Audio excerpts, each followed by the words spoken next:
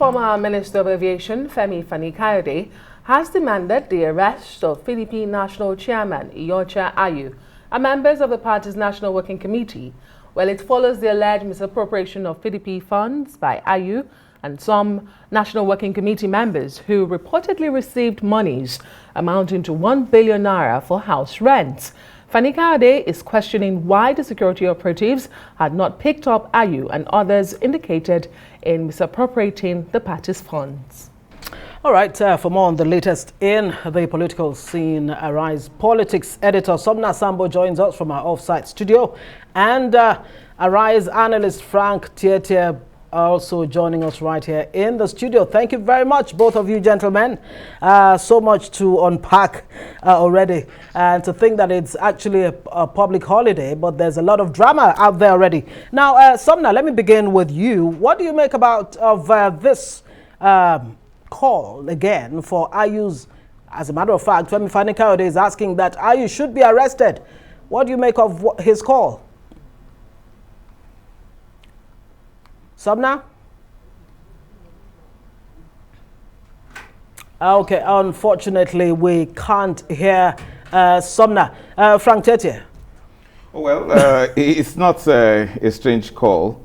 Initially, when Wike broke that news, I made it clear on our Rise News Night that if EFCC was truly independent and wasn't afraid of being branded as partisan, it ought not to waste time before sending an indictment to the PDP chairman, Iyorchia Ayu, asking him to explain such grave allegations coming from not an ordinary personality, but a sitting governor that on public television claiming that he collected 1 billion. He didn't account for it. He didn't put it in the bank. That was a clear-cut, outright money laundering offense to which the PDP chairman ought to have been invited, possibly arrested and charged to court before now. It's going to constitute a very huge embarrassment to the PDP in the future. It's actually a wonder that it will take an opposition party member to be calling for the arrest of the PDP chairman at this time. It ought not to be. The EFCC ought to have stepped in immediately if its job indeed is to prevent such financial crimes. It is a very, very grave financial crime for such an amount of money to be collected. It is not accounted for. It's not deposited in the bank account of the PDP. It was appropriated by Ayu himself, allegedly by the governor, yes, a week. And then to think that many more PDP leaders in the states are now returning certain amounts of money, which they questioned and outrightly, alluding to the fact that they were corrupt proceeds. Ayu must be in trouble at this time, and it's going to be very dangerous for the PDP. So let me bring you into this conversation. I mean, on what grounds would Fani-Kayode be calling for such arrest as a former member of the party itself? This one, it's actually strange hearing Fani-Kayode asking for Iyorchia Ayu to be brought to justice when he himself has similar cases in court, and of course he knows that there's a procedure to it. While his call is actually right, because it's time for Iyorchia Ayu to actually tell PDP members and Nigerians what exactly these monies were meant for and why the monies were paid out without, like we've heard in some few days back, a documented form of what actually happened. It's time for a lot of Nigerians to be informed actually on what exactly is going on in the National Working Committee of the party. But Iyorchia Ayu himself doesn't have that capacity to call for this NWC of the People's Democratic Party to be brought to book, because even in his own political party, the National Working Committee of the APC, contrary to what he tweeted and wrote about on his Facebook, the National Working Committee of the APC itself is undergoing lots of crisis when it has to do with the issues of finances. Several directors were not paid, staff of the APC National Secretariat were not paid, and so if you look at it, it's a problem that's ongoing among the political parties, and you see that even INEC has had to caution the major political parties for failing to present their campaign expenditure to INEC, which is the regulator of political parties. So yes, he's right in one hand, but on the other hand too, the governing party that is trying to be selling to Nigerians here has its own issues. But like he said earlier, indeed, IU owes the members of the People Democratic Party an explanation. The DSS needs to look into what is going on there alongside the EFCC. And of course, if the National Working Committee needs to come out to pass a vote of confidence again on its leader this time around, then we need to see it. If they don't, then it means something is going on there, and all of them need to present themselves to the anti-graft agencies, because top PDP members, minor PDP members are all calling for a probe. So the EFCC and ICPC, including the DSS, should take an interest in what's going on in the major opposition. Frank Tietie, what Sumner seems to be saying to FFK, remove the log in your eyes before you can take out the little stick or beam in the eyes of your neighbor. But is FFK even in, I mean, is it in his place to even call for IU's arrest? Yes, indeed. It is in his right, and it doesn't matter whether he has allegations of corruption against him or his party is also bedeviled with the same complaint. It's a duty, it's a constitutional duty for every citizen to report a crime and also to assist law enforcement agencies in prosecuting crimes and also averting criminal situation, which is what Fani-Kayode is doing here. It's strange that the EFCC will allow itself to be pushed before it will do its job. Okay. This may not be the job for the DSS per se, but EFCC should directly be held responsible. It is because of the failure of the EFCC to arrest the situation. When Wike made that complaint on public television, that's what's calling to the extent that given this embarrassing situation that Fani-Kayode had to remind the EFCC that you've got to do your job. So it's about the EFCC at this time failing to do its job. A crime has been reported. It has been, you know, the strong allegation has been made by a sitting governor. What is the EFCC waiting for? But the EFCC is afraid because it will be accused of being used by the president's party to which hunt the People's Democratic Party, but that's not the case. Law enforcement agents should be dispassionate. They should be courageous enough to do their job irrespective of the public perception. And that's the reason why they know better. They owe the country a duty. They have an oath of office to ensure that they fight crime to the end. I like their slogan, EFCC will get to you anytime, anywhere. But this time around, it seems to be kowtowing. It seems to be cowering because of politics. It should not be. It's leading to very embarrassing situation that a fellow like Fani-Kayode that is doubted by so many people is now appearing to be the saint because EFCC is failing in its responsibility. Let's hope the eagle eye is not sleeping. Sumner, Sambo, back to you. Away from this PDP debacle, let's look at the marches that have been happening. This is the longest campaign season in recent history in Nigeria. No thanks to the Electoral Act that was signed into law by President Muhammadu Buhari. 150 days compared to the 90 days we're used to. When you say these marches, for instance, they had the Women March for Tinubu in Lagos. I wonder, as the encyclopedia of politics in Nigeria that you are, what is the political value of these marches that we're seeing some now? That's why the political value is there, especially coming at a time when the Labour Party has sort of been putting themselves right in the face of the APC, the PDP, and showing them that they can hold this sort of rallies, put out people on the streets based on their convictions rather than what you would have seen today at the APC Women Rally in Lagos. It's more of like a situation that the Lagos State government and some group of women had to quickly just put up this sort of spectacle to show that, yes, they are still in control of the city. I mean, if you see what happened during the weekend where the obedient rally were going on everywhere, you could see that, yes, indeed, I mean, the Labour Party and its officials alongside its supporters actually put themselves out there to send a message that, look, they could actually send a very deep knife to divide the legacy parties, if you may call them that way. from what we have seen today, yes, indeed, it was a very good turnout. One good thing I love about today's show by the APC in Lagos is that it was well organized. I mean, you could see the women very colorful. They were, well orchestrated. And, it looked like what we usually see, in other countries, developed countries. And this is the sort of atmosphere that we hope to see. And so one good thing that I think the Labour Party and the Obedient movement can learn from this is that if they organize themselves very well, they can put up a very colorful atmosphere where people organize themselves, hold placards in a decent way. It doesn't look like you're being confrontational to the police. Look at them, looking very colorful. Now, we saw some attempts by the Labour Party to do that. We also saw some attempt by the People's Democratic Party to want to put up a show. But I can tell you that if we are to rate what is going on by the political parties now, the Labour Party seems to be leading in the early days of the campaign. But once it gets close to 90 days like it used to be before, that's when you will see these big two political parties coming out. That's why the Labour Party and the supporters should not take whatever they are doing now as the direct lead. They should take their time and follow up and see how these major parties are also taking their time in an orchestral manner to put up these shows.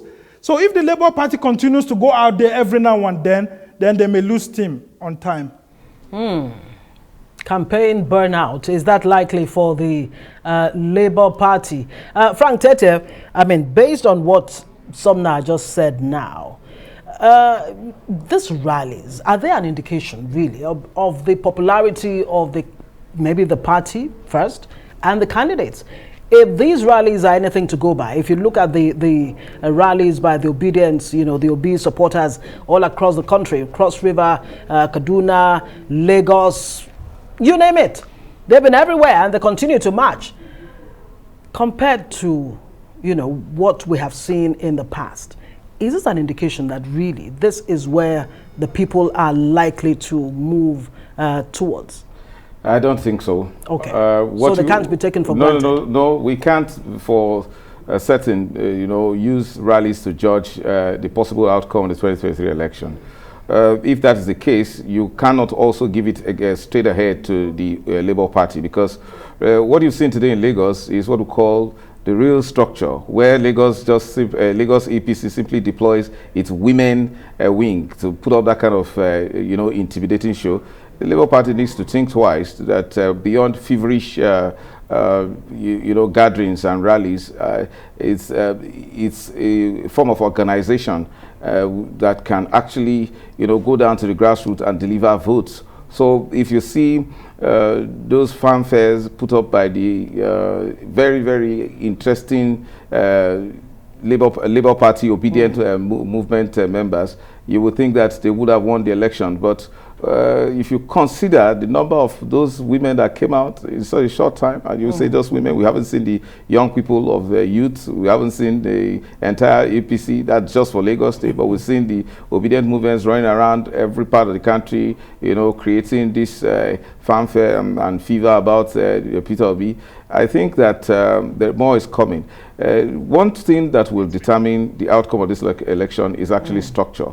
It seems to me clear to many others and critics of Peter Obi that it appears to be the only one that is the real face of the Labour Party, and that you need to see beyond him.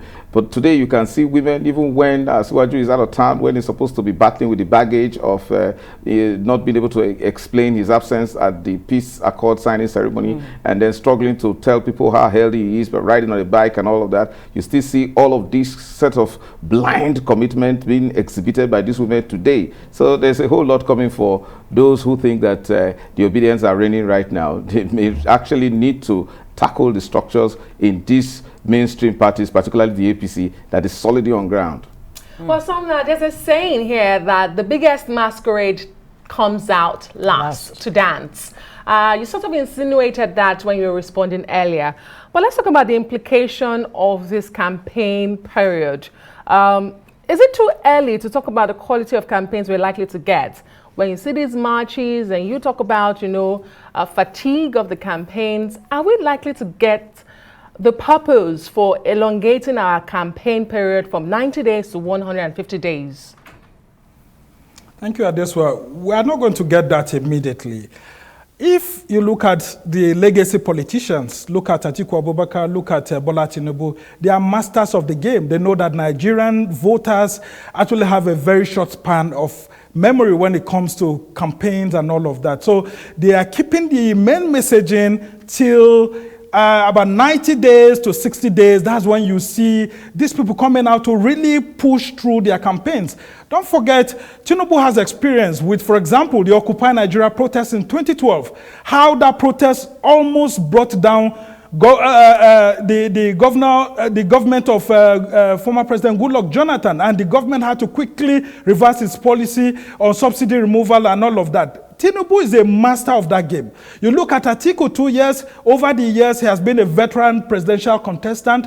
So he understands the psychology of the average Nigerian voter. So they are going to actually roll out their campaign teams when it's close to the election period, because they know that from their study of the average Nigerian voter, a lot of people usually forget things a lot. So if they roll out their major campaigns now, then there will be a challenge. If it is by population, for example, as you had asked, as Ngozi had asked Frank Tietie earlier on, we will say, okay, Labour Party from now, because of their mass movement around the country, they will be able to make an impact. But look at Buhari as a contestant in 2003. Look at Buhari as a contestant in 2007 and 2011. I mean, Buhari almost had 2 million man marches in some instances. Stadiums filled everywhere, and streets poured out with lots of his supporters, ANPP, CPC, and all of that. But did Buhari win in 2003, 2007, and 2011? The answer is no, until he had to merge with the strategists like Bola Tinubu and Atiku Abubakar in 2015, and eventually they helped him with his strategy to win. So pouring out people on the streets is not enough. It's not a measure of your ability to be able to win, but it sends a message, for example, that the young people are tired of the status quo. And I can tell you that the Labour Party movement is sending some messages to the legacy politicians, and some of them will use this opportunity to reject their manifesto and reject the central messaging that they would need to campaign. So if you don't see them coming out right now, there's a reason why they are doing that. And that's why I said that the Obedient movement and the Labour Party need to learn from these legacy politicians. Learn from the masters of the game, according to Somna Sambo there.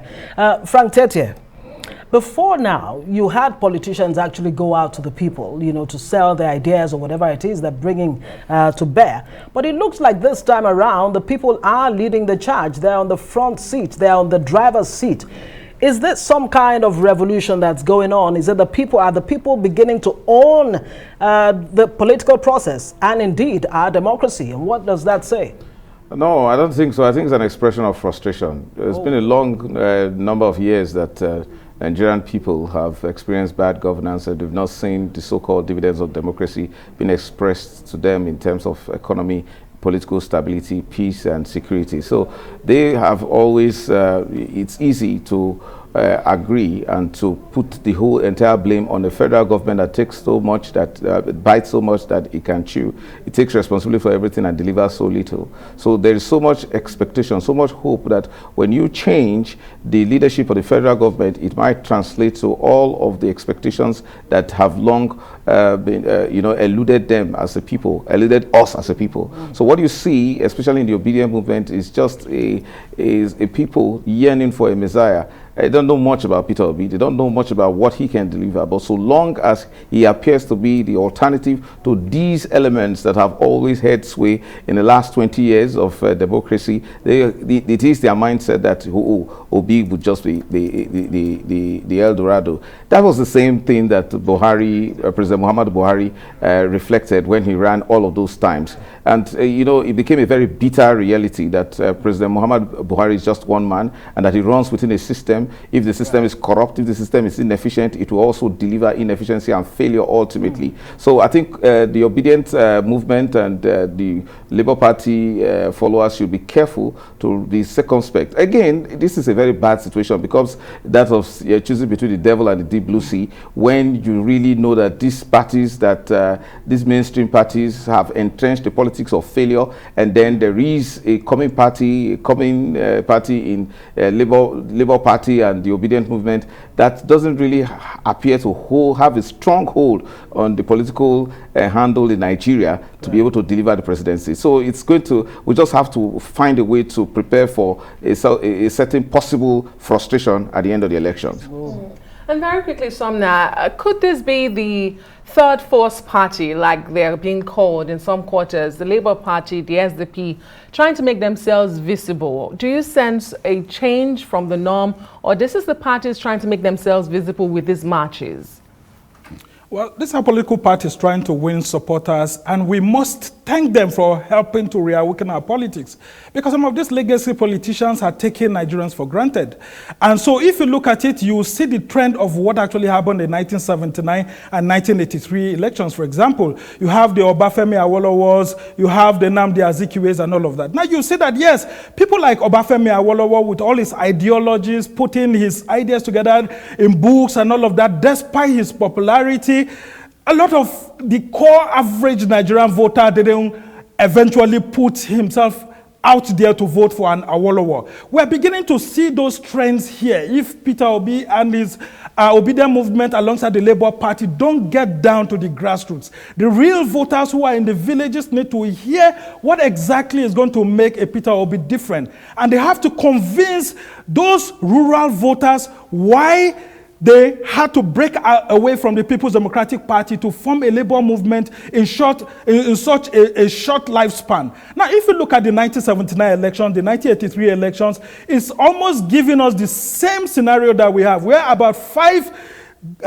top political parties are going to share the votes that are available. Right. So if care is not taken, yes, it may look like we are going to get to a runoff, but the result may be similar to what happened in 1979, where we have the 12th to 3rd in question, and I can tell you it's going to be very controversial. But how will, for example, an Obi be able to manage his supporters after the election? Because even if he wins, the ability to deliver and not be called a failure by this same set of group that are expecting so much and making him look messianic is a very huge thing that I see him facing if he wins. Right. And if he loses, of course, you know that there's a tendency for us to have a similar situation like it happened in 2011 with President Buhari of the CPC. So it's a dicey situation. The expectations are much, and the messianic lifting of Peter Obi to that sort of level is one that I fear for him myself sometimes. Great expectations. Frank Tietie, of course, I mean, Arise News has been doing some kind of analysis. You know, over the weekend, the 5 governors, well, on the Wike side, talking about the PDP, had this meeting in Enugu, and there is talk that there's a possibility, a very remote possibility, that these governors could maybe overtly or covertly, align with the Labour Party. If that actually happens, what's likely to be the scenario that will play out? That would be a serious game changer, because right now political watchers are just looking out for the misery of the Labour Party when they consider that no major political heavyweight has actually defected to the Labour Party. Labour Party is riding on a somewhat people power. And in Nigeria, people power has not been organized enough to deliver the kind of Tea Party movement that you had, that helped the likes of the Republican Party to make the kind of impact it made and ultimately delivered the presidency for Donald Trump. So unless that happens, the Labour Party might have very slim chances. So, but if that ever happens, if a Wike defects, which is unlikely, very unlikely, because of the situation where you don't expect that all of the parties, particularly in the southeast, where even the governors are not in support of Peter Obi directly or openly, you wonder what whether that can ever happen. So if that ever happens, good for Labour Party, but I see it very not happening. It's very unlikely. So now, what do you think? I mean, looking at those 5 states, Benue, Rivers, Enugu, Oyo, and Abia, somewhat stronghold states for PDP in the past. Should they merge with Labour Party? Likelihood, possibility, and outcome? Well, we've heard not quite long ago that some of the governors have resolved to actually go with their party, although they've expressed their grievances and they think that the presidential candidate is going to do something about it. If nothing much is done, then there's going to be a challenge for it, at least in a few months before the election. But from the latest information we got earlier on, that based on the intervention of some leaders, they have resolved to support the presidential candidate of the party. But if they don't, it's a tough choice for them, I can tell you, because they all are running. Look at Governor Fani-Kayode, for example, in Enugu, say he's running for a senatorial position. So what will he be saying? Because the election is going to be the same day as the presidential election. So will he be doing anti-party when he's a candidate for senatorial position himself? Look at Governor Samuel Otom. Maybe Wike, yes, you can say, okay, Wike doesn't have much. But how about the election that's going to follow just a fortnight after, where his governorship candidate is there, and of course, state houses of assembly members? It's a dicey situation. And party loyalty will come to bear. Now, even if they move to the Labour Party, can they quickly make any showing? It will be difficult. Look at the Labour Party. It only has about 30 senatorial candidates out of 109 in the 2023 presidential election. If you're doing political strategic analysis, you wouldn't want to move your force into such a party immediately. Out of 360 House of Representative positions, how many positions are being contested for by the Labour Party? The emphasis is on the presidential election. So if you're doing your strategic analysis, it will be difficult for such governors to want to move. Maybe they may consider the APC because it could provide some shelter, but even moving to the APC will be what's called a political harakiri. That's a political suicide. Considering what Nyesom Wike has been saying about the APC, that the APC is like a cancer. He cannot move into such a political party. Now, when you do that, considering that his arch enemy Amechi is there, what do you expect to happen between now and the election? It looks like it will be an all loss. So it still looks like the PDP looks like a better option for them, even though they don't like the faces that they are seeing there. But the onus is on the presidential candidate to unite the party. If not, I can tell you that the election will be lost even before election day. Well, the candidate of the PDP has said talks continue to assuage all angry persons within the PDP. Sambo, politics editor, thank you very much for joining us. And of course, Frank Tietie, Arise News analyst.